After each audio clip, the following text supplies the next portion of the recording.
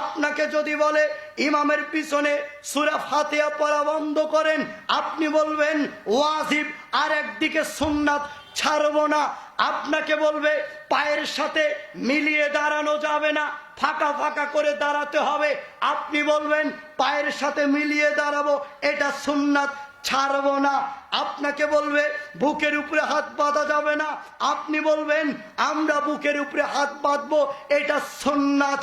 পৃথিবী এমন যদি সব মানুষ একত্রিত হয়, সকলেই যদি এক জায়গায় হয়ে বলে যে রফই দাইন করা ছেড়ে দিতে হবে, কেউ যদি বলে ইমামের পিছনে সূরা ফাতিহা বলা ছেড়ে দিতে হবে, ইমামের পিছনে জোরে আমিন বলা যাবে না, মসজিদে আসলে ফাঁকা ফাঁকা করে দাঁড়াতে হবে, তাও আমরা আহলুল হাদিস মানুষ কোশ্চিন কালেও কাতারে ফাঁকা করে দাঁড়াবো না ইনশাআল্লাহ।